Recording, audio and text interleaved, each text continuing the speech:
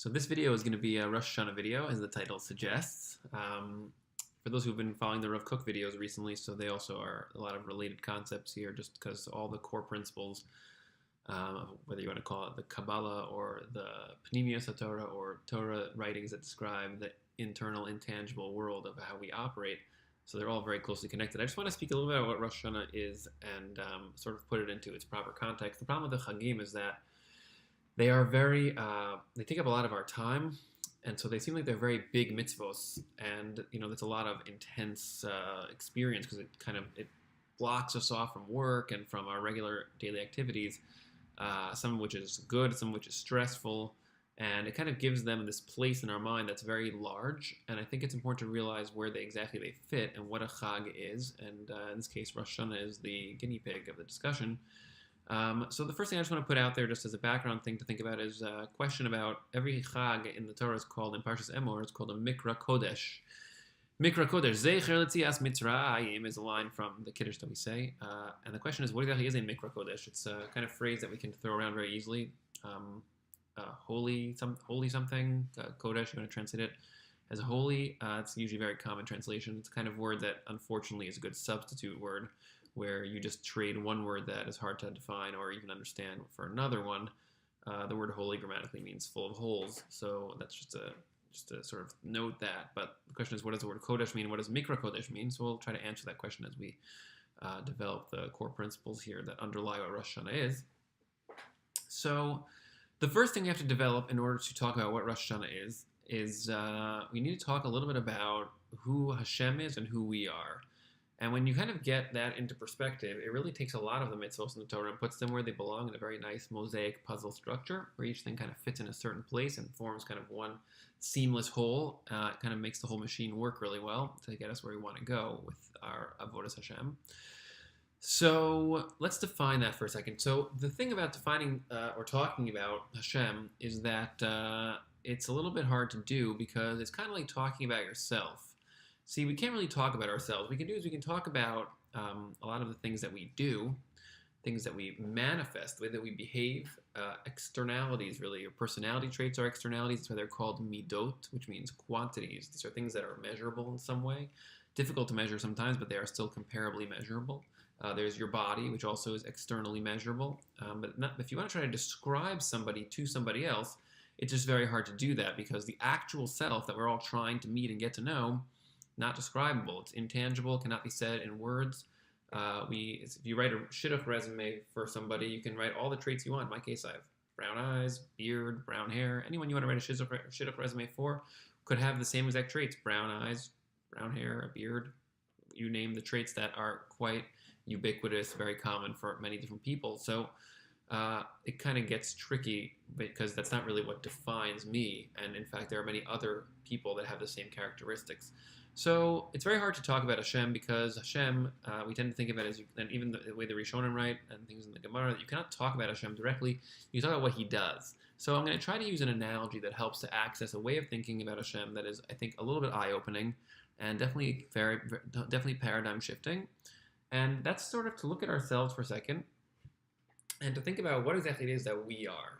So we have a lot of different aspects. We have different measurable parts, like I just mentioned. But there's one thing about you and about me and about each of us that is very anomalous in the world around us. And so let's just look at the name, the word that we use to describe Hashem, and then we can kind of see how that's anomalous in a certain way, and then we're going to see how that's also anomalous in the same way in terms of each of us. The word that describes Hashem in the Torah, the word Hashem means the name, and it's referencing a word in the Torah which is spelled with a yud and a hey and a vav and a hey. And that word is not really pronounceable nowadays for a specific reason, which we'll leave out for now. But the word is actually an amalgamation of three different conjugations of a verb. The verb is lihiyot, which means to be. And the three different conjugations, as described in the Medrash, are haya, hoveh, v'yiyeh, which means, translated literally means was, like something which was being, is being, meaning currently is, and will be. Haya, hoveh, v'yiyeh, will being, will exist, will be, will manifest like that. So you have three different tenses, and if you try to put that together and think of what exactly that means, something which was, is, and always will be, you could describe that in a few different words, simple English words. You could try the word timeless. You could try the word omnipresent, maybe it's a nice long word that could describe it. Another good word that I like is the word unchanging. Unchanging. Because if you think about what time actually is, say that something is hayahov v'yeh, it's kind of just, it always is.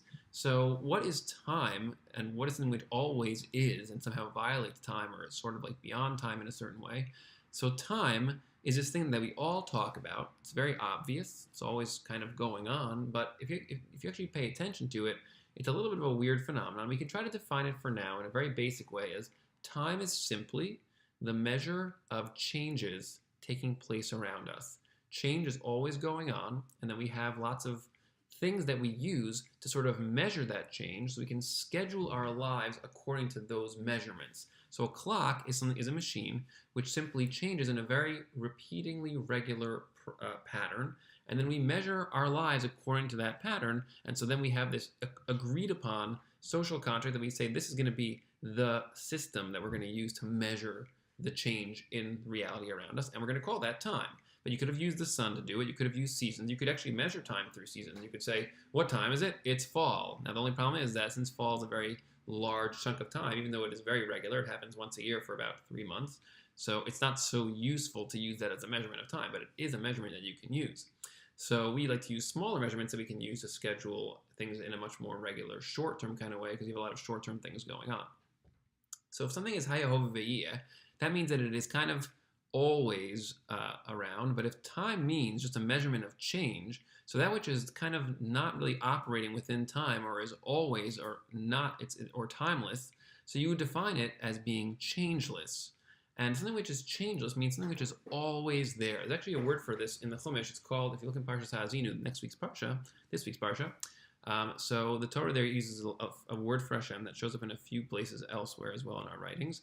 Hashem is called Hatsur Tamim Pa'olo, which literally means the boulder, that all of his actions are always whole. Everything is taken into account in everything that he does. And if you think about what that means, to be a tzur, to be a boulder, means something which is very inert. It is very stable, doesn't go anywhere, doesn't change, doesn't fluctuate.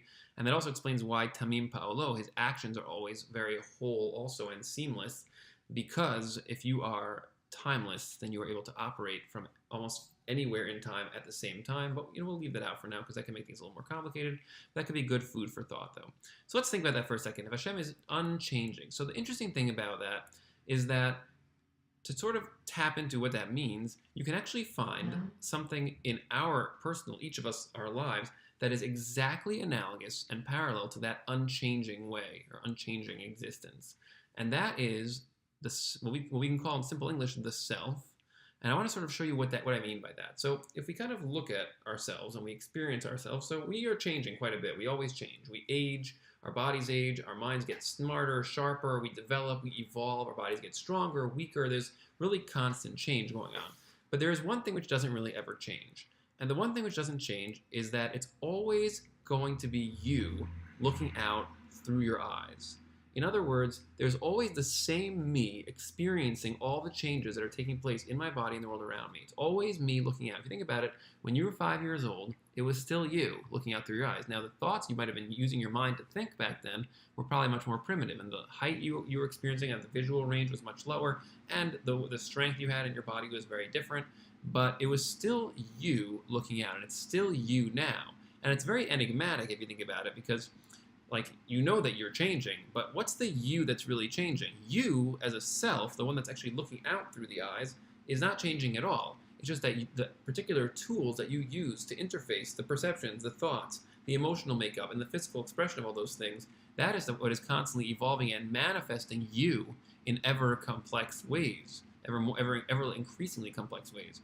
But that is not you. That's just the way that you manifest. So I'll use an analogy from Rav Dessler's writings. He talks about how you can think of yourself like a camera. It's capable of looking at anything in reality. You can take a picture of anything except itself. You can look at, process, grasp all that. You can use your bina, what we call, to grasp and process all change in reality around you. But the one that's doing the grasping and doing the thinking is you. That's the you that's looking out through the eyes. That you is unchanging. According to the Torah's claims, it is endless. It is something which is not definable in any way, and also never, as it is unchanging, it does not die. It's just that the particular inputs that it's receiving through the body get turned off at different points and change and evolve because this thing does change. And the way that this is set up right now, it's not so good at giving inputs of information and experiences to you forever. The next phase, Olam Haba, when we get better bodies, we'll do a much better job of that. But right now, this is what we're stuck with for a variety of reasons that have to do with the story of Gan Eden, Cheta Adam Arishon, which we will leave out for now. But the analogy here is that just like you are the same unchanging self, looking out through these eyes and through these tools and using them, so what we're saying is that Hashem is the unchanging self that is underneath and behind the totality of evolving and changing reality around you right now. And what that means is if you think of yourself as kind of being almost like two parts, there's like the endless you, that is the unchanging self, that is the anomalous in this environment. Because in this environment, this is a reality of change and destruction and creative destruction and destructive destruction. And you're an anomaly because you, the self, are unchanging and endless. In fact, it's what drives the whole perspective of the value of human life. We know that you're special because there's only one you. And so the idea that everything else is replaceable by changing this out for that is violated when we try to change you out for somebody else because there's only one you. And that's why human beings, the idea of the intangible value of human life is essentially an expression of the anomalous existence of an unchanging facet or an unchanging self in an ever-evolving and changing environment. So when you think about that, so what we're claiming here is that the whole reality around us is actually a changing expression of an endless consciousness or an endless self. And your relationship with that endless consciousness is also something which needs to be analyzed and understood very carefully, which we're going to not be able to go into too much right now.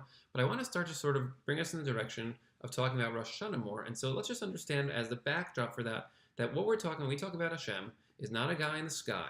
It's not somebody who's watching over us and is judging us and writing down everything that we're doing and catching us and punishing us for all the things we do wrong that are just morally wrong things to do or something like that. What we're talking about right now is that all of reality is actually a practical manifestation of an endless consciousness that is unchanging and that is somehow manifest as all this change. So just to sort of take that a little further, like when I do this, so you are conditioned already right now because of your upbringings and your different thoughts that you've had and the way that you've experienced people and in so many ways to just interpret these movements as Zev Bannet communicating through movement. You don't think to yourself, oh, look, there's a biological organism moving its arms in a chaotic way. You think, no, that's Zev Bannet. He's trying to communicate with me. That self is trying to use his body to talk to me. You do that automatically. It's a little harder to do that with all of reality, but the idea is to try to learn the same perspective, to realize that just like there's an intangible, endless self that is manifest through these things, and in a seamless oneness, it's very hard to differentiate and really say this is two things. There's a self and there's a body, and this is kind of using that. Like there's a seamless unity between these two things. So the same thing is true about all of reality, that we're saying there's an endless self that is seamlessly manifest as all those things. And just like you were conditioned to learn the language of what hand waving means, you know that it usually means hello, and you are conditioned to interpret all the sound vibrations that I'm sharing as words, you can learn to interpret all the change around you as the endless consciousness that is underneath reality, Yud Ke Vav Ke, manifesting and communicating with you in what's called Elokim.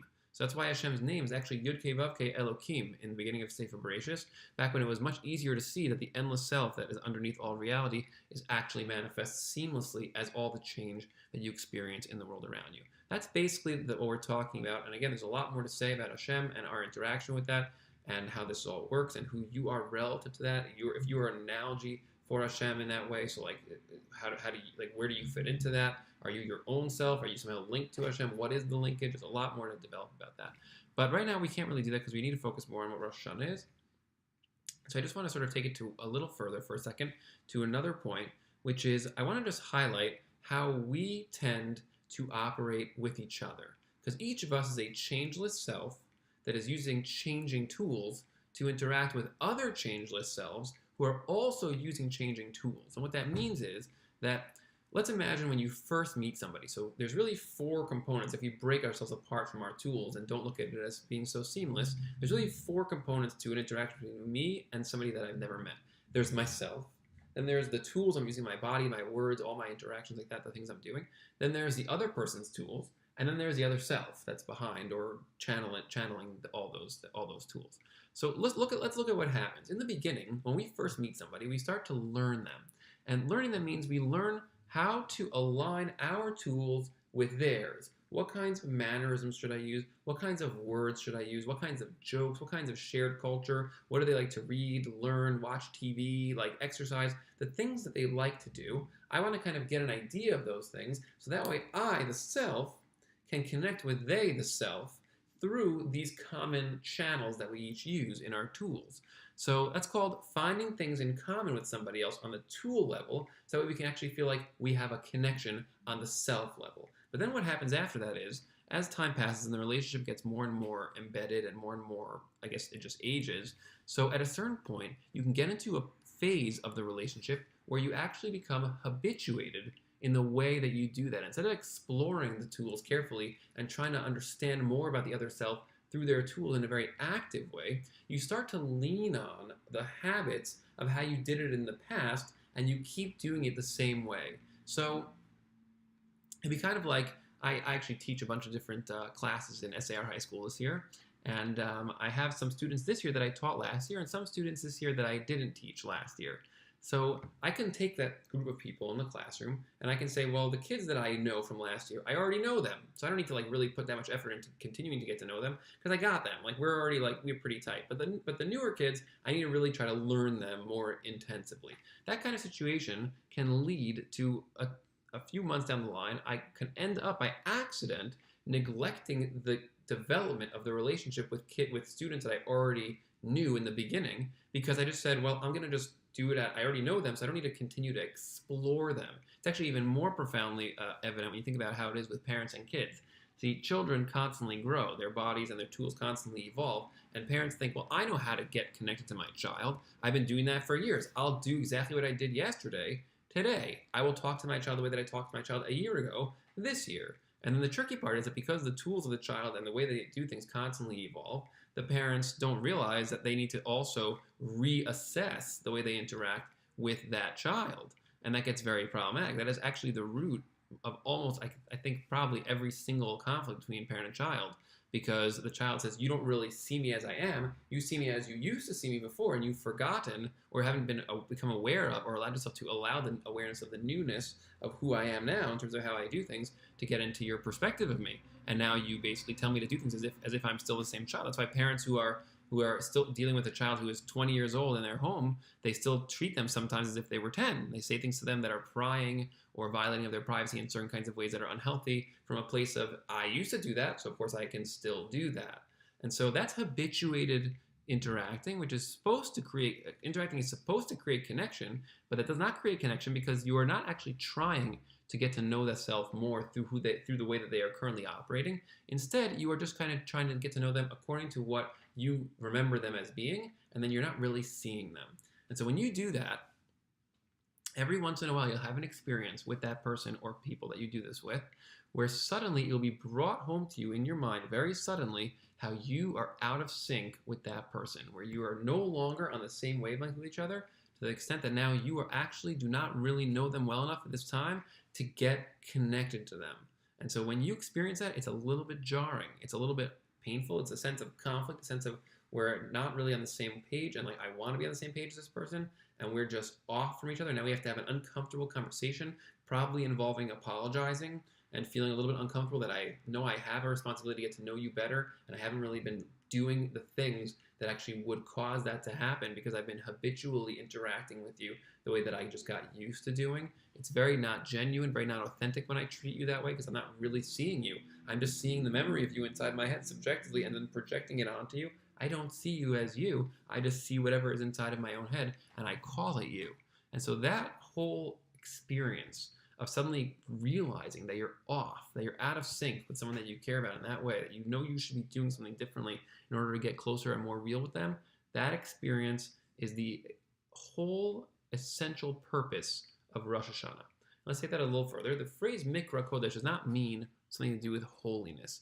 Mikra Kodesh literally means a call to a particular purpose. The word Kadosh, very easily mistranslated as holy. That's usually the number one answer that I get whenever I ask a crowd, what does the word kadosh mean? The second answer I always get is separate, which is another close answer. The reason why people say that is because Rashi on the Chumash by Parshas Kedoshim says that to be kadosh means to be prushim min ha'arayos.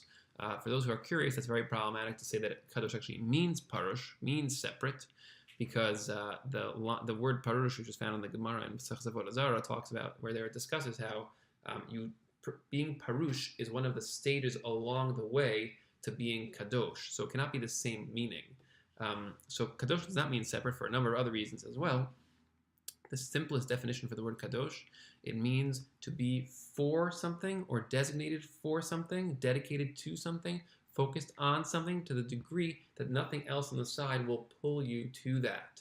That is the definition of the word kadosh. It also explains why a prostitute is called a kadesha in the Torah, because she is dedicated to money and is never pulled to the side in terms of the physical intimacy relationships that she creates. But a mikra kodesh literally means a call to a particular purpose. Each of these days it has a particular purpose, and the no malacha rule is designed to help us to access that purpose by pulling back from the activities that generally make our perspectives shrink with our focus on making them happen with all of our creative acts. And so we do not do malacha on Yom Tov, but each of these Yom Tovs, they have a particular purpose. And so the particular, and by the way, each of these purposes, so they have to do with the process of relationship development, evolution, and closeness that we have as intangible, endless, changeless selves. So we're going to try to develop that a little further now. So Rosh Hashanah, the particular purpose of these days is to experientially assess the ways that we are habitually thinking and interacting with ourselves, the other people around us, and the core self that is behind all of reality that we call Yod Kei Vav Kei Elokim. That is the purpose of Rosh Hashanah. And what that means, to sort of think about that, is that on Rosh Hashanah, so what you're supposed to be doing, you're supposed to be thinking about the ways that you are out of sync with you, with the other important people in your life, with the totality of humanity also, and with the totality of reality around you, manifestations of the endless self that we call Yod Kei Vav Kei Elokim, Hashem. So, just to understand that a little further, there's a reason why Rosh Hashanah is called Day of Judgment. Because what's happening here is that is judgment. What does judgment really mean? If I'm in a relationship with somebody else and we are off from each other, so we have to judge each other and judge ourselves to figure out where we are out of sync to make ourselves get more on the same page. If I don't judge you, if I don't tell you, listen, the way that you're talking to me is not actually in harmony with what I am, you don't really understand where I'm operating from nowadays because you're out of sync with me, then I'm being judgmental. I'm telling you that what you're doing is wrong within the confines of the relationship. The same thing, that's what's so ironic about saying that there are certain things that we do that are morally wrong. See, if you say that something is wrong, so you can't just say something is wrong in a vacuum. To say something is just wrong in general is a silly comment. I think it's wrong to hurt somebody. It's not always wrong to hurt somebody. It depends on the situation. For example, if you are trying to teach a very small child not to run into the street, you might need to scare them emotionally in order to make them learn that. And there are also situations where maybe you are dating somebody who is not the right person for you to be married to, and you need to end the relationship. That is very hurtful sometimes, because sometimes the other person might think this was the right relationship. Is that wrong to do that? So you can't just be wrong in a vacuum. There has to be a context that has a standard of some kind that tells you wrong for what? What is this wrong for? Is it wrong to kill? Well, it depends. There's a lot of situations where it's actually the right thing to do to kill, depending on the context and the definitions and standards that you're using. So something is true over here. It's not just wrong to talk to me in a certain way, unless the way you're talking to me does not facilitate closeness. Same thing is true with Hashem. If living in a certain kind of way will make you more distant from Hashem, for example, if you murder people pointlessly, that creates tremendous distance between you and the core self that is the underpinnings of all reality. That makes that wrong in terms of your constant purpose here of getting closer and more connected to Hashem. So there are hundreds of examples that we can use to try to describe this, but the point I'm trying to make right now is that Rosh Hashanah is supposed to be a day in which you deeply assess in what ways you are out of sync with yourself, others, and Hashem, and that is called judgment. You need to figure out for yourself, where am I off? In what way am I out of sync with Hashem? What are the things that I'm doing that are out of sync with my family and friends and extended community and the whole world? And even more importantly, in what ways am I out of sync with myself? In what way do I habitually think about myself and I relate to myself from a place of habit, not really seeing where I am today? We're not really seeing what I have been doing, what I have become. What kind of person am I? I'm not really thinking about that. I kind of just do it by feel. As an example, So each of us has our own shortcomings and insecurities. I used to be very, very shy as a person. And sometimes when I get into certain situations where that can get triggered, a lot of those thoughts will come back. And then I'll suddenly feel very out of place or insecure or uncertain. And that type of thinking is a habitual way of thinking because I'm not really shy in my way anymore in my life, but I can easily lean back and fall in that. We each have a certain habituated self-image where we think about ourselves in a way that is very habituated. I'm not good at math, or I'm really funny, or I'm not good looking, or no one's ever going to love me. All kinds of thoughts that float around inside of our head that are habituated ways of thinking about ourselves.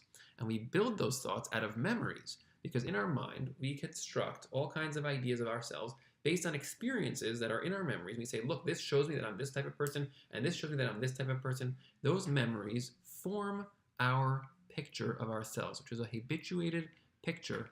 And that is why one part of the davening in Rosh Hashanah is called zichronos, because what we are supposed to do with the part called zichronos is to think about us the way that Hashem thinks about us. How does Hashem think about us? Hashem knows the totality of all the things that you have done on the inside, your emotional world, because he is experientially manifest as you. He lives as you as well. You're not outside of Hashem.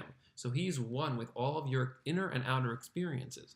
And so his zichronos are perfect. In other words, he remembers the totality. Our brains are wired to remember things that are traumatizing, things that hurt us, that make us upset, that make us extra happy, that things that we care about those are the things that stick with us in our memories. And for Hashem, it doesn't work that way. He remembers everything, the totality. It's complete. It's a whole picture, which is why he doesn't have bias in thinking about us, because he sees us as we are. We see us as we remember ourselves. And Zichronos is about trying to have a more whole, accurate, emestic picture of what it is that we each are. That is why we say those psukim. If Hashem sees it that way, you should try to be more like Hashem. Be dom elokim and see yourself the way that Hashem sees you as well. And incidentally, the first part, the Malchios part, which is talking about Hashem being the king, so what that really means is deepening your awareness that Hashem is. The Gemara says, Ein melech b'lo am, and the whole point of Malchus is that we should be mamleches Hashem. We're supposed to make Hashem the king over us. So the whole idea of that is to realize that we are not outside of Hashem, and that Hashem is this whole context, and we can speak about that more at length also. I just didn't want to skip over it completely, but we'll leave that a little bit on the side. The last point I wanted to just mention, which is shofros, which is in the davening, it really also speaks to the purpose of what shofar actually is in Rosh Hashanah. The shofar is supposed to be, as the Rambam writes, and I'm sure people have heard the phrase that the shofar is like a wake-up call, to wake you up. And if you think about what that really means, a wake-up call, so it's exactly what we said before. In other words, when we are in a habituated mode, what's called our slumber, and you're habitually behaving, so you're not really being real. You're not being genuine. You're not being authentic. You don't have midas hatiferes. You're not really being you in a real way. You're being lived. You're not living actively. You're not being a Baal Bechira who's actually choosing what it is that you're trying to be and become. So what shofros is supposed to be, it's supposed to be the wordless scream of the you that's buried inside underneath all the layers that is trying to come out, doesn't even know what words to say about what it is that you want to be and who you know you really are, but you just say this wordless scream that tries to release that into the world around you and to free yourself from all of these barriers and blockages and imbalances that we call the klipot, the shells that block you from being fully genuine, fully real. So the shofar is actually supposed to be, each of us really supposed to blow the shofar. It's a mitzvah to blow the shofar. But we have a shaliach who does it for us. And the imagery in the Kabbalah is that it's almost like your neshama is coming out through that. But not that your neshama is leaving. It's more like your neshama is freeing itself from the bindings of all the imbalances that come from this body and character and trying to become more manifest in a more accurate way. And each of us is supposed to be doing that. And so that's what the mitzvah of shofar is. It's about cutting loose, cutting through all those barriers. So that pretty much, I think, captures it. Just to sort of clarify again, the reason why Rosh Hashanah is a day that is about Yira is because what Yira means, Yira is the first phase you have to go through in order to get to Ahava. Yom Kippur is about Ahava. It's about acceptance. It's about letting go and realizing that it's okay. But Yom Kippur is about Yira. It's about saying, where I am right now, I need to see more clearly. I'm off. Like, I'm not really seeing you. I'm not really seeing me. I'm not really seeing Hashem. I'm not really seeing anybody else around me. I'm seeing only the inside of my habits. I'm only seeing the biases and the projections that are inside of my mind. I need to see you for you. I need to see the other person for the other person. I need to learn to see me in reality of what I actually am. That's what Yira means. Yira means the awareness of the presence of another self. When you are habitually interacting with another self, you are an endless self manifesting through a body, trying to get closer to another self. You're doing that out of habit. That is a lack of yira, because you don't really see that there's someone else there. You're not aware there's another self present there. And when you suddenly become aware that they're there, that's a very intense, it's a frightening experience. Like, wow, like I'm off. I'm out of sync with this other. I'm distant from the one that I love. I'm not close to that person or to Hashem, and I feel the pain of that distance, and it's frightening for me, A, to be alone, and B, to be in conflict with the person that I've been trying and wish and want to be close with in a real way. So that is the year of Rosh Hashanah. Really, that's why we do try to emphasize more the sense of conflict, of offness, of being out of sync, and that's really why Rosh Hashanah is a day that has a lot more of that type of a vibe. And then Aseret Yemei Tshuva and Yom Kippur is really the beginning of learning to let go. I just want to end with one last point, which is Rosh Hashanah is really about you. In other words, Hashem, as the Gemara writes, in a few places, and also in Midrashim, in a few places we could also talk about, that Hashem is constantly in a state of judging you, and is also in a state of constantly forgiving you, because Hashem goes through that process all the time. He's not time-bound. He does this constantly. We have to spend time investing in this type of thought, and we invest in it in many ways. As the Gemara also writes in Rosh Hashanah, it talks about how you judge yourself. You are judged every day and every month and every year on Rosh Hashanah as well, and every few years. You are judged often. What does it mean you are judged often? There are times in your life that we are supposed to stop and invest time into thinking about when we are off. Once a day, once a month, on Rosh Chodesh, once a year on Rosh Hashanah, and other times in our lives, on your wedding day, on days where a child is born. There are many different days that are set aside for us to think about in what ways we are out of sync and habituated. And so this is not about Hashem. You don't need to sit here worrying whether or not Hashem is putting you into the book of life or the book of death. Because first of all, Hashem already decided when you're going to die and when you're going to live, like which year you're going to die and what day you're going to die. He decided that when you were born. That's a known quantity for Hashem. This is about you. Your job here is to think about for yourself, what book will I write myself in? It's Chotam Yad Kol Adam Bo, which my hand is going to be written into the book. I need to decide today. I need to think about this and spend this day investing in thinking where I'm off. Hashem is always doing that. He's what's called Midah Keneged Midah. He's constantly adjusting how he does things in your life to be more authentically, fully present in your life. And whatever you do, he will adjust automatically because he is fully alive in doing that. We are struggling to be a little bit more like Hashem. We try to judge ourselves and be more aware of where we are out of sync. And so this is in your hands. It's not like you don't know if Hashem forgave you, and who knows if I daven hard enough this year. It's not about that. It's about you using these tools of the tefillah that we have, and the machzor, and all the other, and the mitzvah of shofar, and all the other mitzvahs that we have to try to become more in sync with Hashem. That's in your hands. You can do that now. That's not something that Hashem is doing for you. That is what you use this day for. It's a Mikra Kodesh for you to do that, not for Hashem. And the same is true for Yom Kippur. You don't have to worry whether Hashem forgave you or not. He is El Tov V'Salach. He always forgives. The question is, have you learned to see yourself more accurately? Have you learned to become more in sync with Hashem in a more genuine and real way? And have you learned to take all the mistakes and damage that you've caused in your life and turned it around to use it in some way to become greater? If you have, then you also need to remember to learn to forgive yourself for those mistakes, because they are actually raw material that Hashem put into your life to use to become greater. That's what you're supposed to learn. It's not Hashem doing these things. This is a mitzvah for you. Rosh Hashanah is a mitzvah for you. Yom Kippur is a mitzvah. These are mitzvos. That's really what I just want to end with, just how to think about Chagim in general. These are mitzvos. They're not just days where Hashem does things in heaven and we have to think about that or something. Hashem is not in heaven. Heaven is a place in reality. Hashem is the source of the sky and the source of the world. These mitzvahs, each of them is a mitzvah, just like the mitzvah of tzitzis, and the mitzvah of Kriyas HaTorah, and the mitzvah of tefillah, like whatever mitzvah you want, the mitzvah of Shabbos. These are given to you to become more what you need to be, more genuine, more real in your relationship with Hashem and with those around you. So the fact that they are very big in our minds, as these are days that they take up a lot of our mental space, is only because there's a lot of cultural emphasis on them, a lot of shopping, and a lot of things that we do. But these are mitzvahs that are meant to be used for a particular purpose, for you to train yourself to become more like this. And I'll just end by pointing out that all of the things that we spend, that each of these Chagim is really about, each of these themes that each Chag is about, and each one has a theme. Sukkot has a theme, Shmini Atzeres has a theme, Chanukah has a theme, even though it's not even in the Chumash. Pesach has a theme, Shavuos has a theme, Purim has a theme, Tisha B'Av has a theme. Each of these are Moadim, special days that are with special purpose. But those things, each of those themes, you experience them on a daily basis. You can have a Rosh Hashanah between you and a friend this second. And in fact, you will go through Rosh Hashanah, Yom Kippur, and Sukkot between you and your friends, and Pesach. You could have that happen in the span of 5 minutes, and you probably have. And the idea here is to take a whole day to actually think about each of these themes in a real way, to understand them really deeply, and to dig much deeper than usual. And that is the purpose of a Chag, of a Yom Tov, of a Mikra Kodesh. And so I just want to wish everybody a Ksiva Chasima Tova, and I hope that this was relatively clear and understood. And feel free to reach out with questions, and I look forward to seeing all of you. Chag Sameach.